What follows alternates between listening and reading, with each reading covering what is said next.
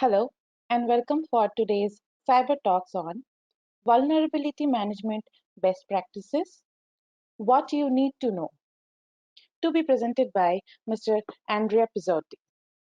I, Ritika Chakraborty, will be your host for the day.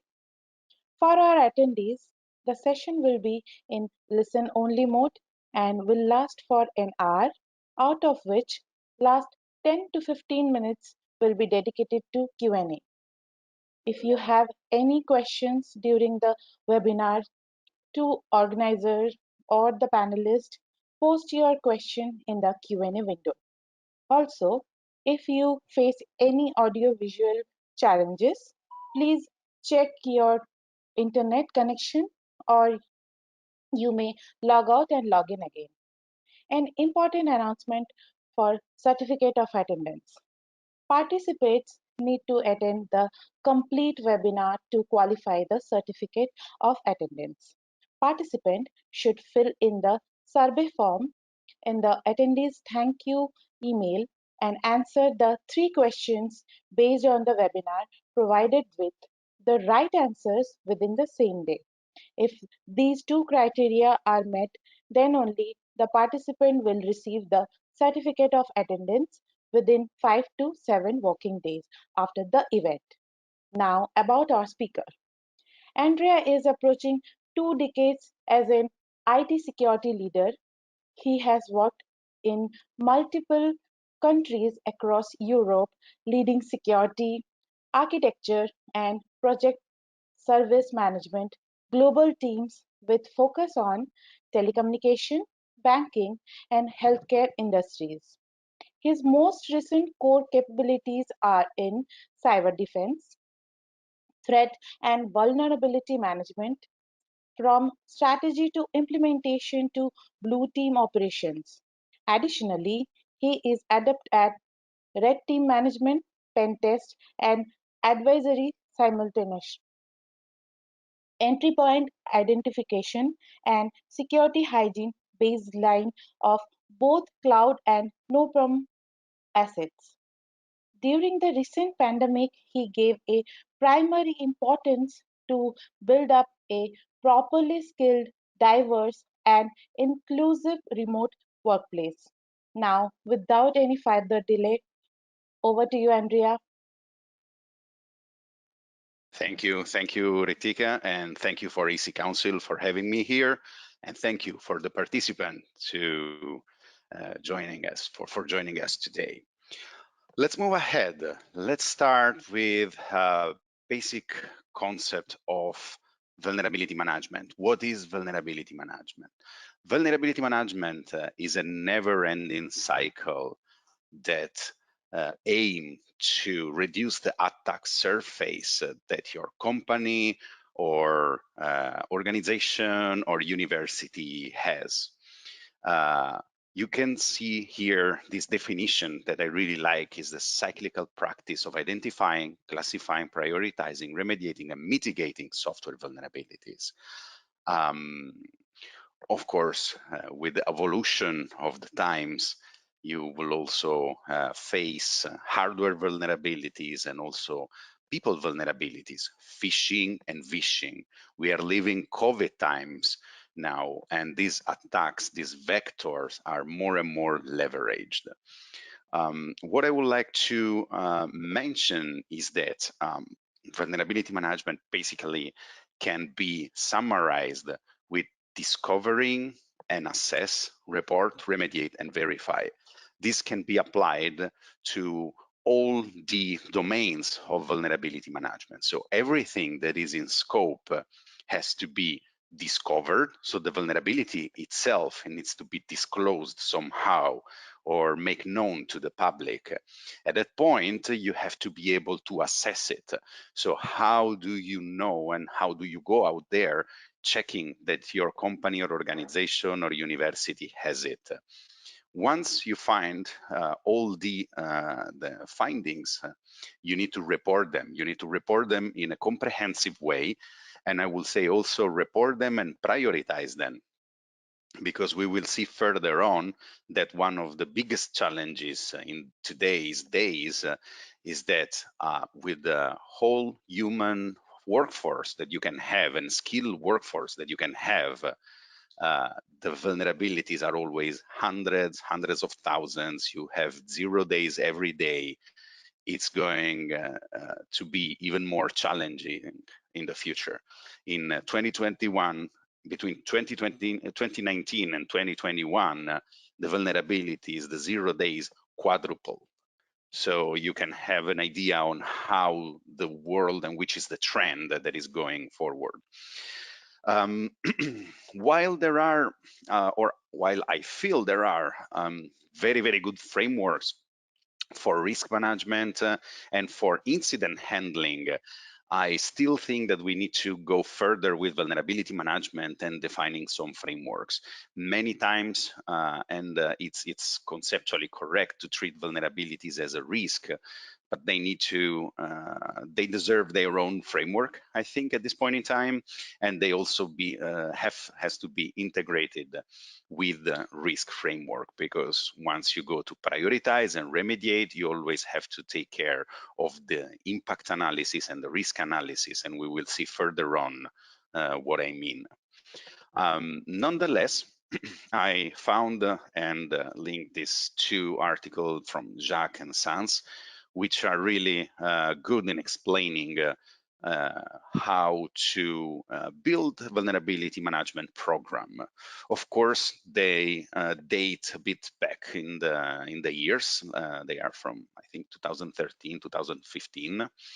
So they need to be integrated with the knowledge that we have today and the threats that we have today. Moving on. Continuous detection. What do we need today? Since we have continuous threat from one side, we also need continuous detection from the other. We cannot afford any longer to wait and to have delays or to even know if we have vulnerabilities or compromised software in our company. That's why the latest innovations are around agent-based vulnerabilities detection. These are tools like the antivirus, like your endpoint tool, like your EDR tool, that are installed on all the assets that support those technologically.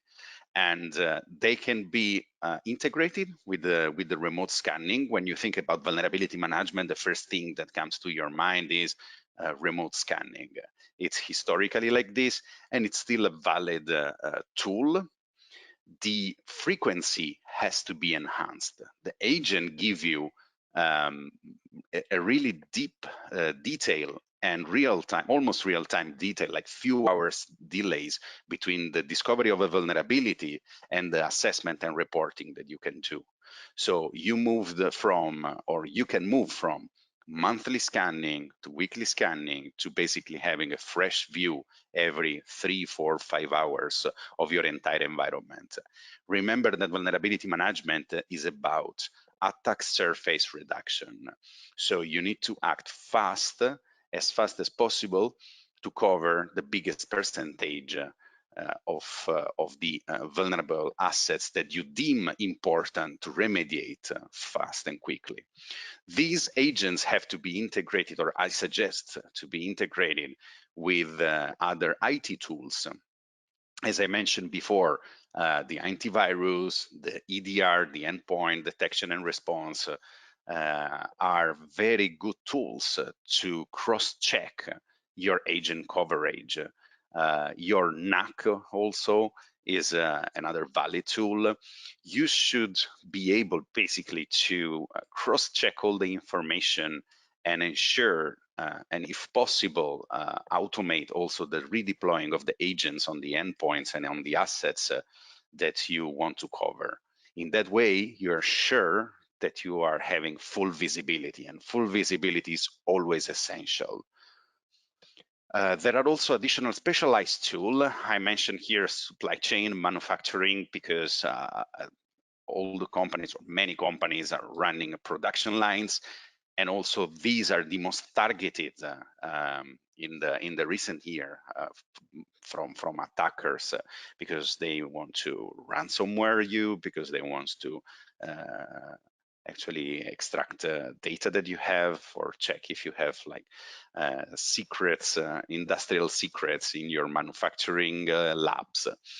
So we enter in the realm of the OT and IoT that is merged, of course, with the IT.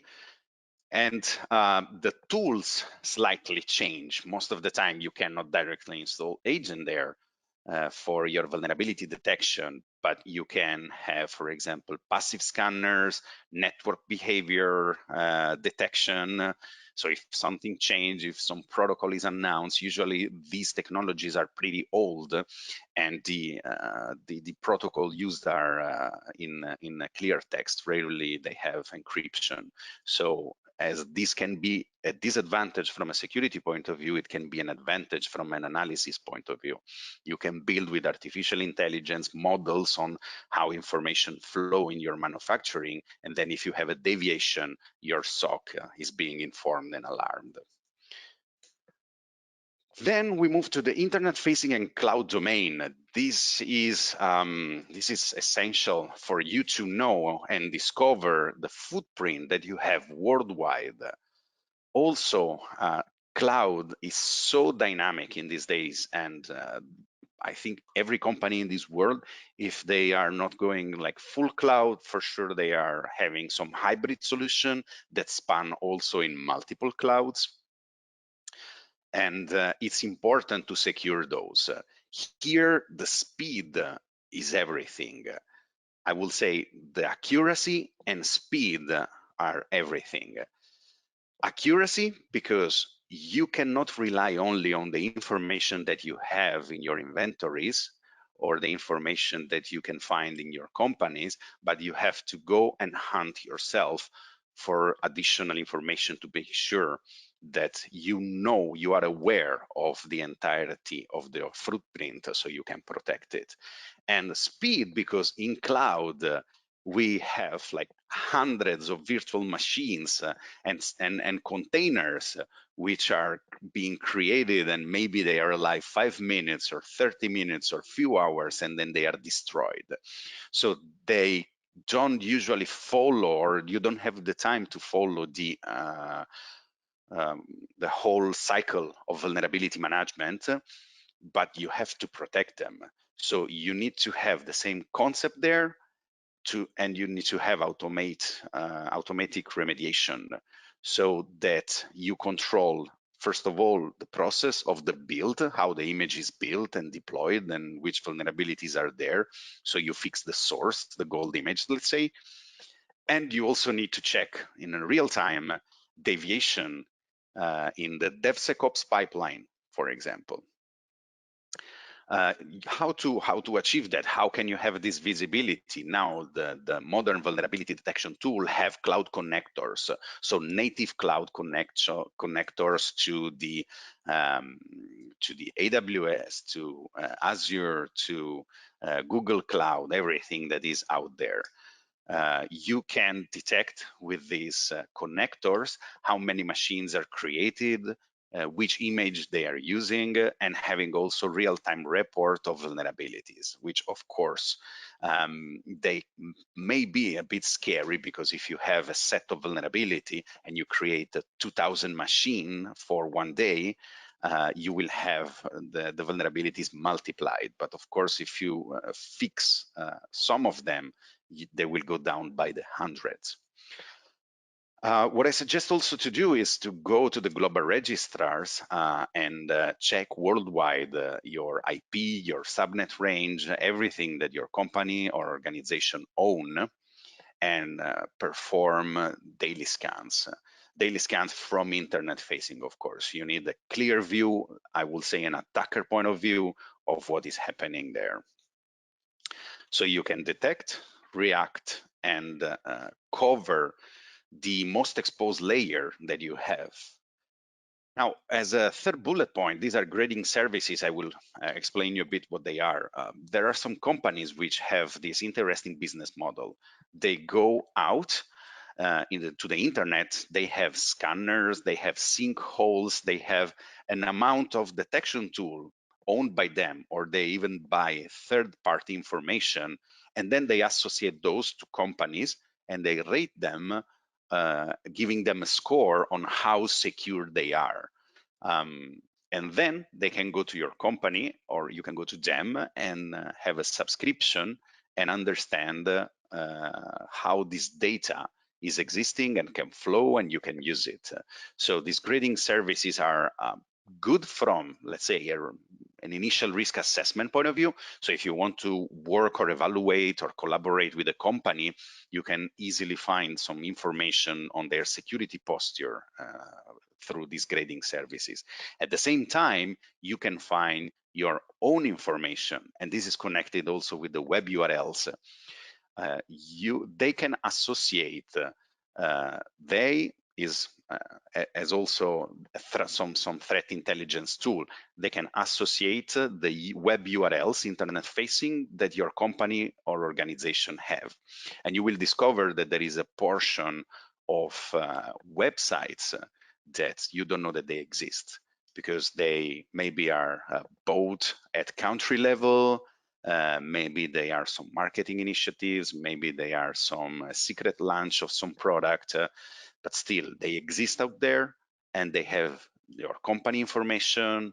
And even if they are hosted in a third party, you need to take care of the company and organization information that is there.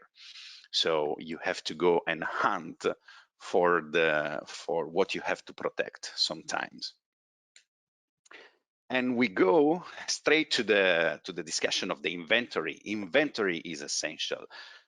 This phrase, you will find it everywhere in many security books. You can't protect what you don't know.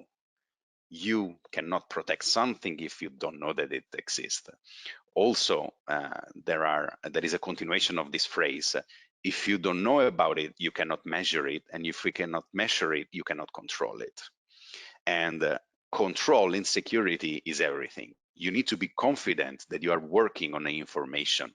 Also, what is essential is, if you find a vulnerability, a misconfiguration, any issue, critical issue on an asset, you have to know from the inventory the data classification and also the owner. So who can help you fixing that issue as fast as possible if needed. So the mean time to resolve is one of the most critical KPIs that you want to measure and keep track of. Now, what we said before is that you can have agent-based detection, and you can discover your URLs and your internet-facing perimeter. So you will have more information than what you have in the inventory or your configuration management database. What to do with this information? Not only, you cannot only go and chase them, or you should not only go and chase them, you should also feed this information back in your inventory and configuration management database, so that you can activate your colleagues and the other department to find and assign ownership, so that the next time that something happens, you know which ownership they have, but also, and most importantly, which categorization. Say it so, we will move to this slide that is a bit text heavy, but I think it's really important, because vulnerability management doesn't exist in a vacuum. Vulnerability management is part of an ecosystem of security that you need to consider. And all this information that you have today are used to take critical decisions. As we said before, resources from security point of view and also IT human point of view, they are not infinite. So you need to understand how to use them properly. You need to understand also how to leverage and convince your colleague, the IT, the management, that you are using the resources to achieve the best results. To do this, you have to prioritize, and to prioritize, you need to take in account many information. We can see that on the left, there is the inventory and CMDB that is, of course, essential for you. So we saw already that you can enrich it and you can work to feed it back. Vulnerability management discovered the vulnerabilities, but also in these times that we are living, you need very strong threat intelligence information, red teaming, and pen testing. Later on, I will explain you the slight difference between these three because they are really important. But the concept is everything, all this information then collide together, and you can have your list of vulnerabilities, the list of misconfiguration and technical risk, the data classification, and all the other parameters that you can see there. You need those to decide what to prioritize. So if you have a system, so asset exposure, if you have a system that have a really high vulnerability, internet facing, and it has critical data, and your threat intelligence team is informing you that an APT is exploiting those, you need to act fast. Simple as that. And you can go, of course, you have to go to the asset owners and get their support so they can engage the technology team and mitigate the vulnerabilities. You also have to go to the SOC and to the endpoint protection team so that you can monitor the IOCs, and you can monitor the, we will see also this in a while, which kind of information you can monitor. You have usually hash information, you have usually DNS, also malicious DNS, but you also have TTPs from the advanced persistent threats that you can control and check. It's very important to plan and build and execute the vulnerability management processes and program within the whole and entire security. You have to think holistically on what to do here.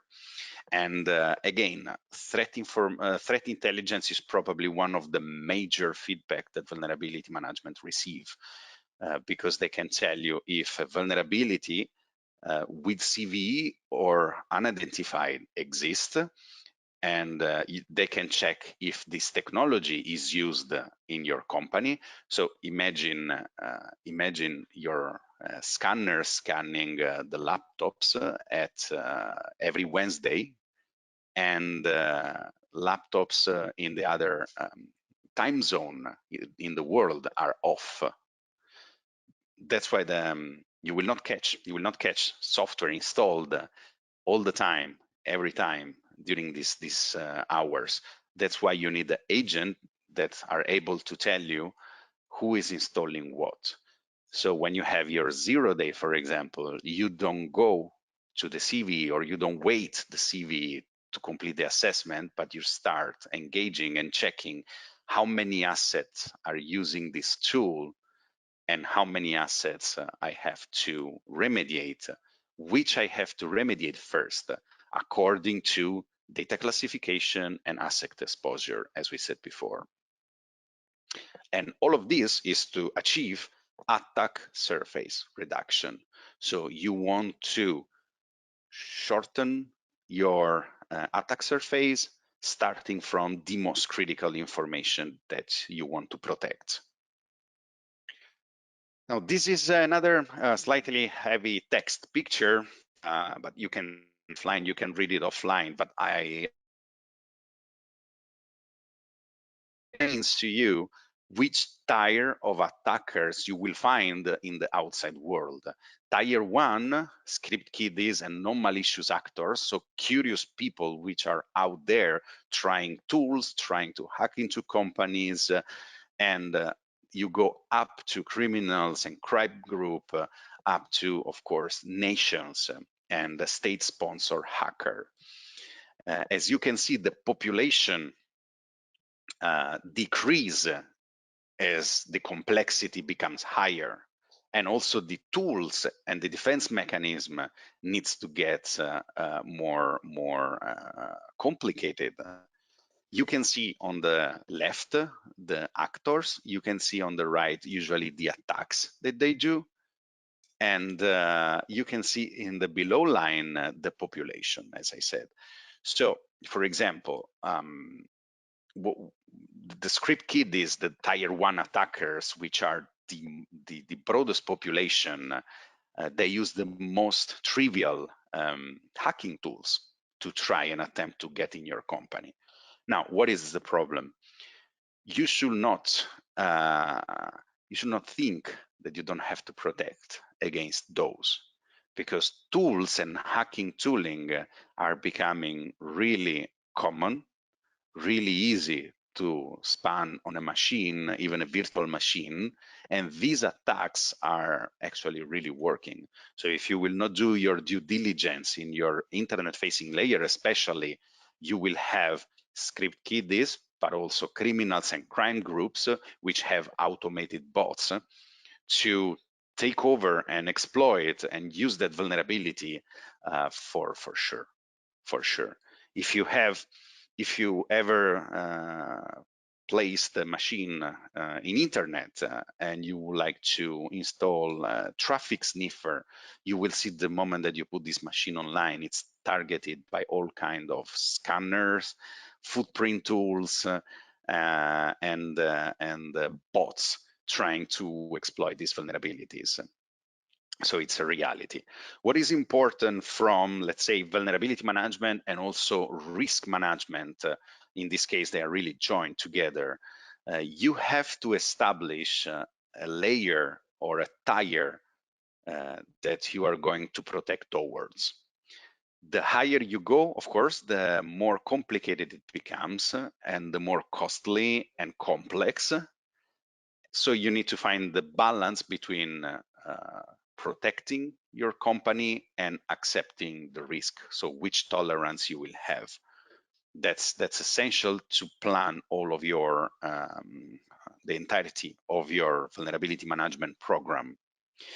Of course, if you set the bar too low, you are going to experience pretty high disruption, because criminals and crime groups are always out searching for easy cash, easy money with Bitcoin and ransomware and information theft.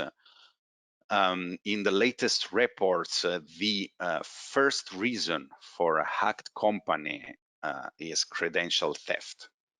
So credentials that exist already in the dark web, in the deep web, that they are used to compromise a company. The second one is misconfiguration. So most often, or usually, those are cloud misconfiguration or internet-facing misconfiguration, which enable the attackers to get in, sometimes without even exploiting a vulnerability, but really bypassing one of your security controls. Then we move to the second pyramid, which I was discussing before. So how you protect against those, you have to decide also this. And the same concept of the previous pyramid applies. So the hash values and IP addresses, they are really easy to address and block and control, but also they are really easy to spoof and change. And tools and TTPs, which are techniques, and procedures, those are tough to detect, but extremely effective. And you have two tools that are the MITRE attack and the MITRE shield, which are helping you here a lot. And this is also where you click back with your threat intelligence and your cyber teams. TTPs, techniques, and procedure, basically are the how the attack groups, how the hacker groups are usually attacking your company and your industry. Which tool are they using? Which tool they use to perform reconnaissance? Which tools they use to deploy and establish command and control? And which tools they use to extract information? You have, according to the APTs, so your advanced persistent threats, so the hacking group, a series of, they are also named, they have name and numbers according to also where they come from geographically or just a code. And you can see that some APTs attack some industries, and you can read on the MITRE which tools are they using. So if you detect these behaviors in your company, um, you are you can make an initial assessment on who is attacking you and probably which will be the next steps and how to block them and stop them, or at least make their life hard. Blue teaming is always really, really difficult. Just keep it in mind. So don't get frustrated there. It's an eternal improving yourself, improving your detection, improving your response, reducing your attack surface. As I mentioned before, usually the indication of compromise that you receive or that are public or that the SOC is controlling are hash values, which you can pass to the antivirus or the EDR, IP addresses, which you can block, domain names. So in case, for example, of phishing, where these links are redirecting to, so you can block them at your proxy level. And the in the upper part of the pyramid, you have a network and host artifacts and tools. So really, which tools you have to control and you should not have in your company. This is also pretty difficult to achieve because you need to have full control and full knowledge of what is deployed on your assets. Assets, which are everything. When I say assets, I'm talking about not only servers and laptops, but mobile phones. This is really a new mean of attack to the companies. But also don't forget that you can easily have IoTs and OTs, and sometimes due to misconfiguration or lack of protection in the first place, they also may be internet facing, or you will have some NAS internet facing, which will have a 0 day and it's a point of entry. What's basically the vulnerability management and blue teaming side has to do is increase the complexity of the operations to respond to the level of the tier of hackers and cyber criminals that you want to protect you. And then, of course, as I said before, work holistically with your company and the other security functions. We go to the cyber killing chain. So this is not strictly related to vulnerability management, but you have to know it. This is developed by Lockheed Martin, and the steps are very, very easy and straightforward. Reconnaissance is when the attackers start to scan and understand and trying to gather information on your company. As I mentioned before, the reconnaissance can be online and offline. It can happen that you receive a call from somebody that claims to be a famous company technology employee, and or your bank management person, or a colleague. They are searching information of your colleague from LinkedIn, and then they are calling you and extracting information. So don't think also only the reconnaissance as they are scanning your internet-facing layer, trying to get in from there.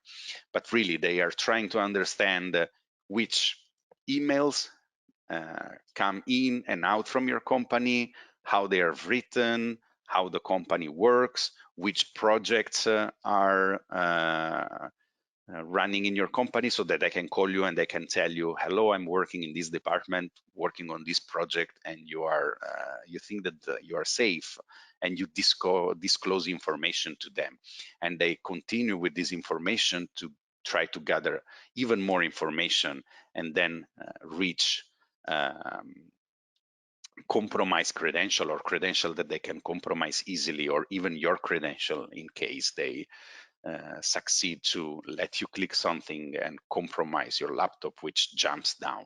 So weaponization is the moment in which they decide to use a vulnerability or a bug or a misconfiguration that your company has. Delivery the package is really self-explanatory. So once the exploit is weaponized and they decided which entry point to use, they will deliver it. The exploitation happen, and the installation is related to installing the malware. Once you reach the installation and the command and control point, they really have a foothold in your company. So what you have to think here, that from the top to bottom, the more they progress, the more it's difficult to block them, to stop them, and to detect them. Once they arrive to command and control and action on objective, that's actually the most painful situation you are in. At that point, two situations can happen, two things can happen. Nowadays, I also mentioned it multiple times, ransomware are really famous because they actually block your manufacturing, block your supply chain, block your company, and you have to either pay ethically or not, or actually don't pay and restore from the backups. And at the same time, you have to run your forensic analysis, and you have to run your SOC activities to identify them and eradicate them, which is the process of the security incident handling. Now, you can imagine that it's going to be really, really tough to eradicate a threat while they are running the attack or after they run the attack and they are successful. So basically, if you try to detect or if you try to stop them before this happens, of course, it's going to be easy. Also, one of the toughest thing to make sure of, and that's why you always call, or you usually call also external SOC companies to help you in that, or security companies to help you in that, is to make sure that you really have eradicated all the command and control points in your company. So you need to make sure that they cannot go back. They don't have a shell, they don't have a malware, they don't have something that activates after an amount of time to allow them to get back in control, which is also the second part. So ransomware are really dangerous in the immediate and really famous. They make a lot of noise, but also imagine that APT, persistent group, they like to extract information over time. So they also prefer to stay in your company with a command and control and extract information for a long period of time. It happens pretty often that when you detect or a company discovers a compromise due to an event, that once they run the full forensic, they understand and they see and they realize that these actors, the threat actors, have been in the company for 1 or 2 years, or 3 years, or years in general. So remember the how this can merge with vulnerability management. Vulnerability management agents, or you can establish also tripwires, or you can also have information and artificial intelligence data analysis on vulnerabilities, antivirus, EDR, and everything that happen in your company. And you can, as I showed you before, trying to detect the TTPs. So try to understand behaviors of users and admins on your network that is not normal, that is not usual, and that can indicate that one APT is trying to set foothold in your company. Then we move here. This is pretty interesting. Difference between red teaming, pen testing, and threat intelligence. So pen testing is really known by everybody. It's really famous, and the skill set for the pen testing and red teaming is identical. the concept is very different. The pen testing aim is to reach the core and the objective in the shortest path possible. So following the cyber kill chain, they try to reach the objective in the shortest path possible. So this gives you, first of all, an idea if you can be exploitable, how long it will take, which vulnerabilities or misconfigurations or compromised credential they used. And it gives you basically a broad view or an integration view with your vulnerability detection tool on the vulnerabilities that exist, vulnerabilities and misconfiguration that exist on assets. Red teaming instead is real world simulation of TTPs, tactic, technique, and procedure. So you can also have red teaming based on some APTs. If your industry is a specific one, telecommunication, and you know that you have a special APTs, you can go in the MITRE attack, download the tools and the information that on their TTPs and simulate this kind of attack. So you can see if your tools are detecting it, if your SOC is responding properly, if your tripwires are working, and it's basically a test on your full-fledged defense that you have deployed in your company from tool point of view, people point of view, and also behavior analysis, network behavior analysis. It's also important for the detection on the entry points. So the red teaming will go out and check how many entry points you have. Well, the pen testing, once they find one, they will continue to go straight to the objective.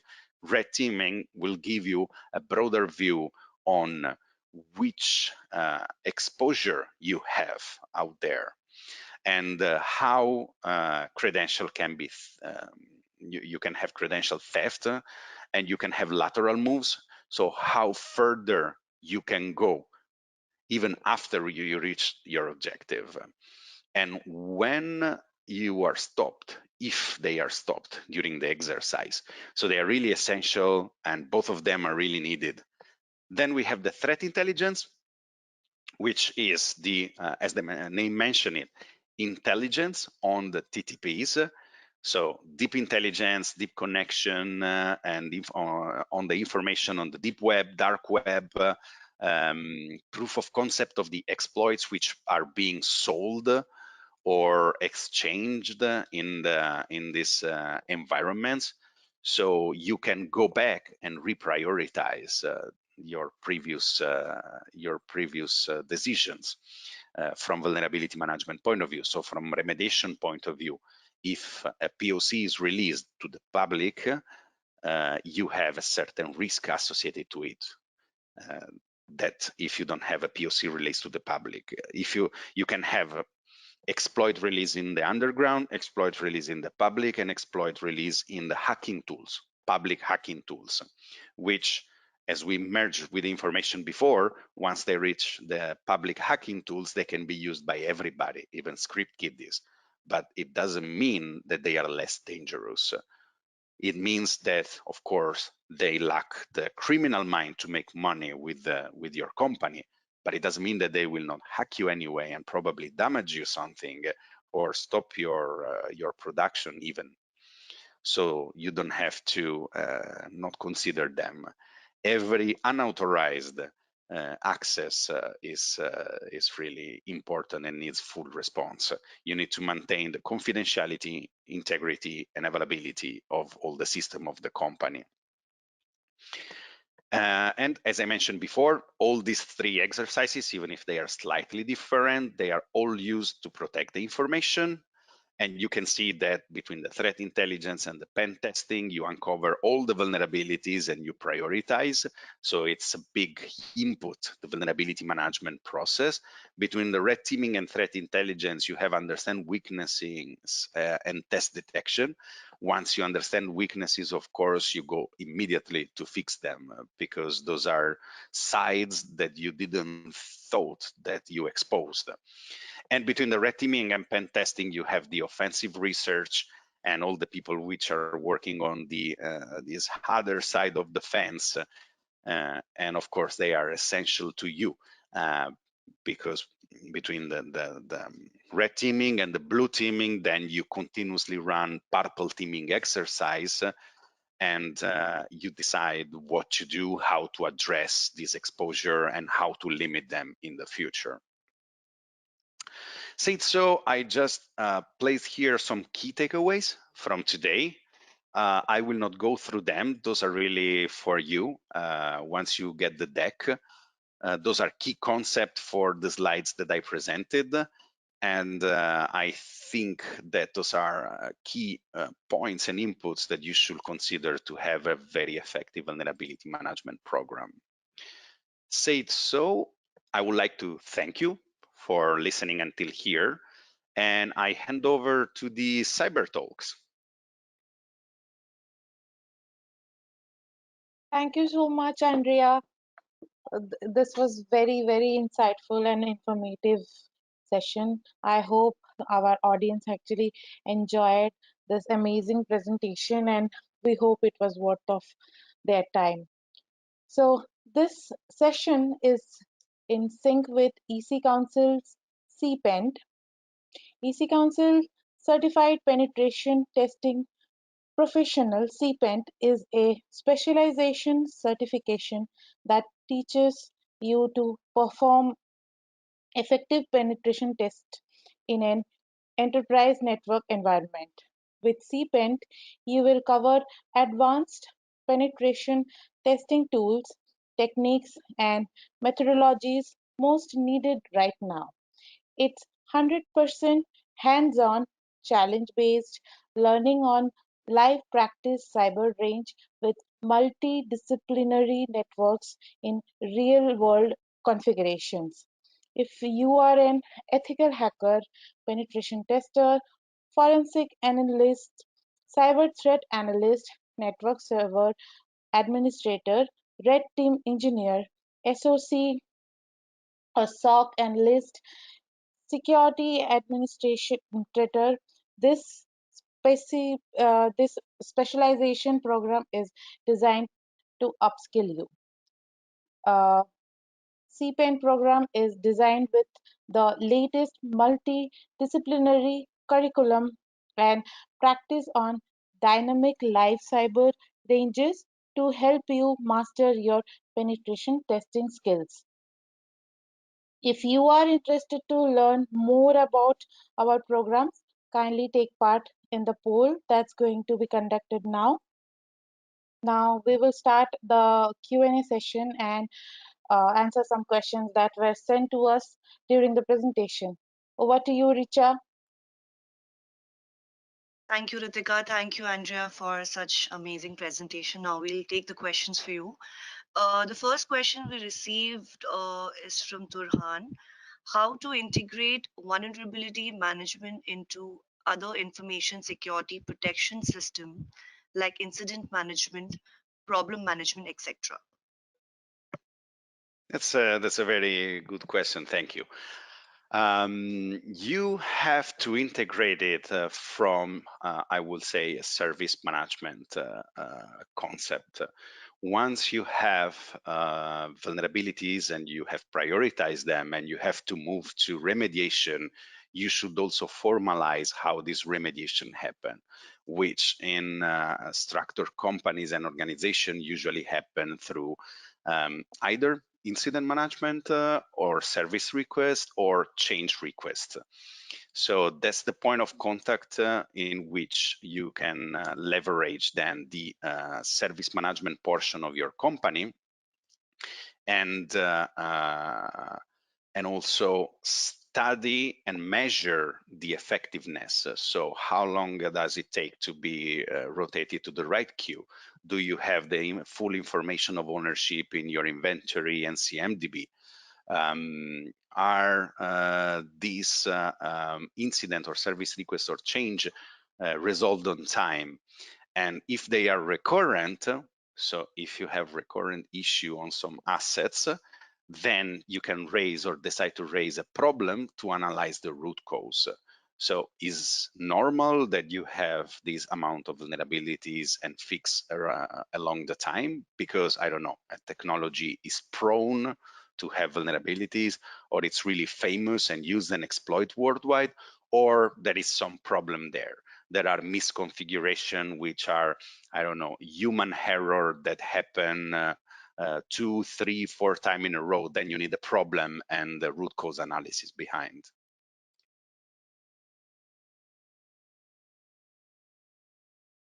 Thank you, Andrea, for answering that question.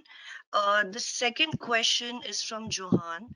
Vulnerability management team. Who are the members of this group? IT, SOC, C-level, or IT staff? So it really depends how the vulnerability management program is built. Usually, the vulnerability management is a dedicated group that interacts with all the other function.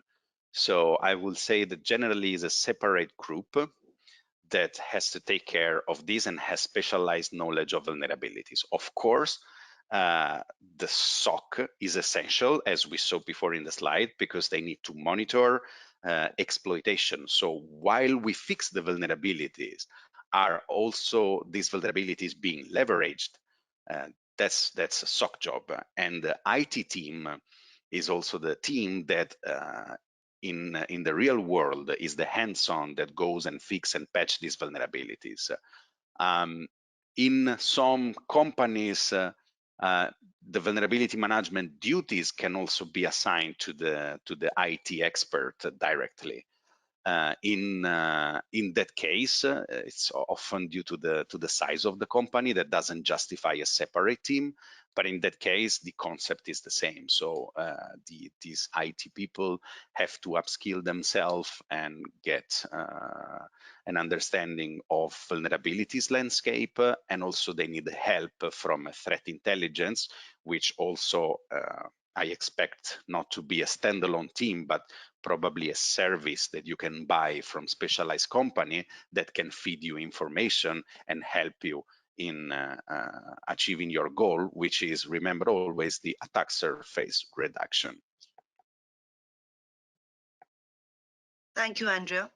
The next question is from AGB. With cloud system and expansion of network these days, will you recommend artificial intelligence systems as best for vulnerability management? I will say absolutely yes.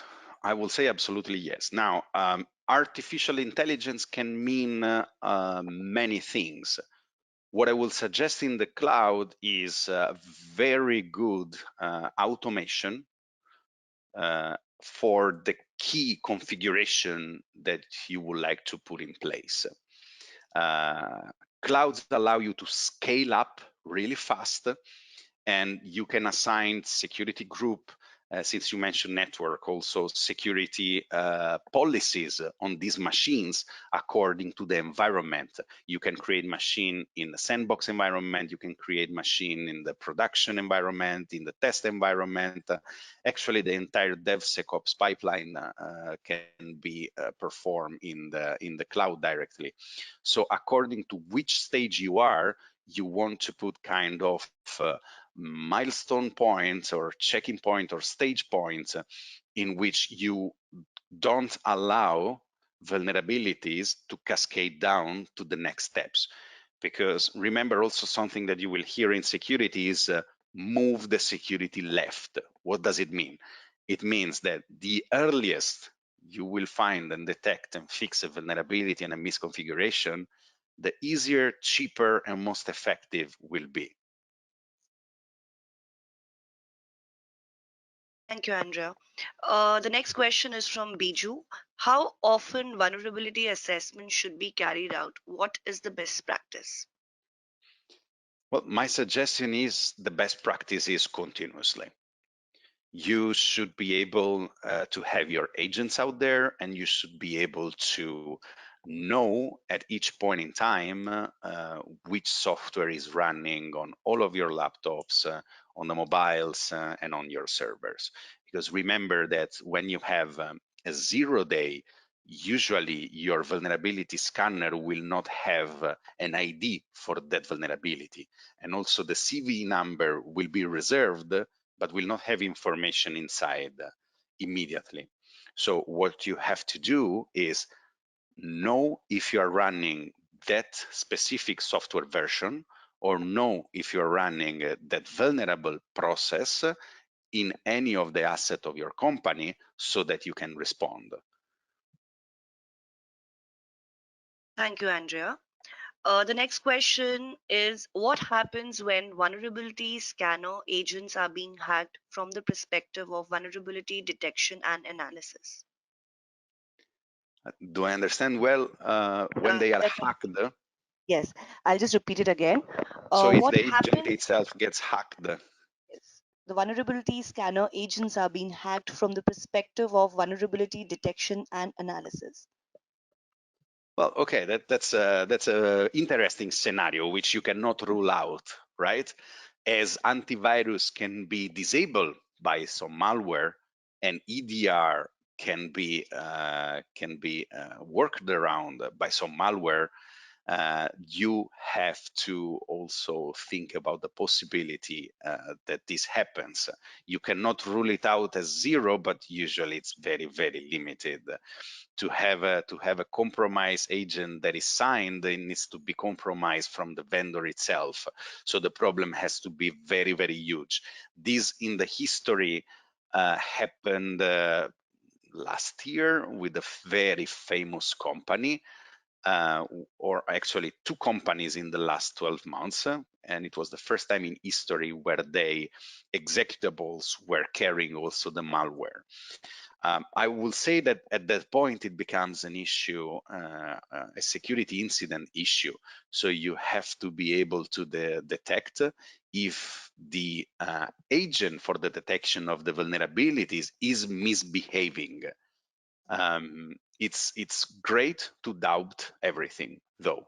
This is exactly what security is, and that's where the merge with risk management happen. So, what is the likelihood of this to happen? What is the impact that this can have?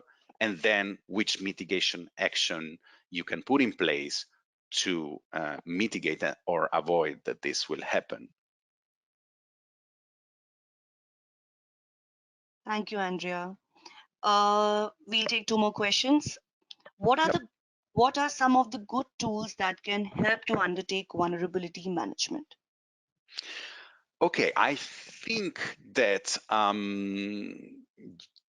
I cannot answer directly because this is based really on my experience. So I don't think that we can give like vendor's name here, but it depends also from the size of your company and what you would like to achieve.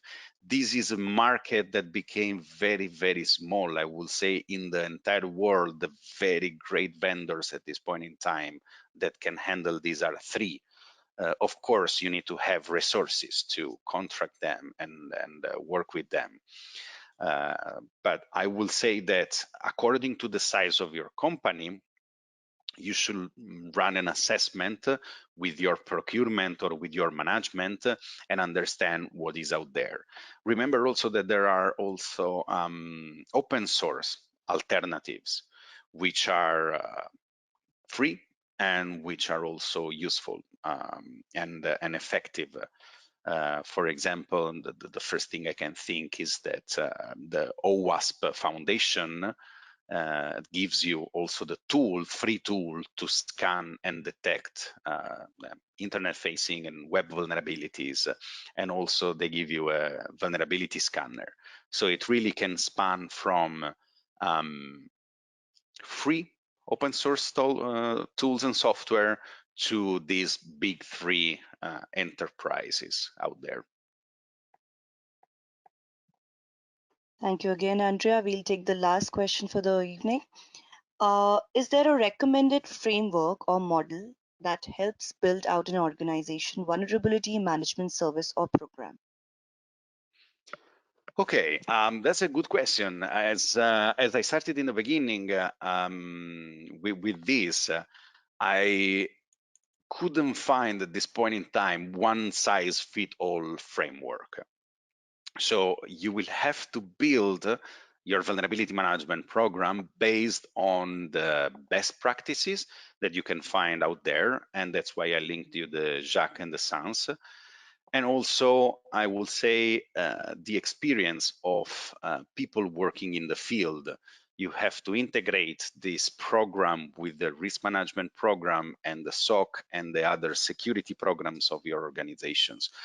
I know there is an organization which is called FIRST that is building up a vulnerability management framework. I also know that there is the Open Source Foundation, which is establishing a framework for vulnerability disclosure and reporting. The thing is, vulnerability management can be shaped in a many different way according to the company size, the business, the funds. So at this point in time, there is no, from my point of view, there is no big framework or guideline. You really have to build it, integrating with what exists with the company business and the company objective. And I would say relying on experts in this field.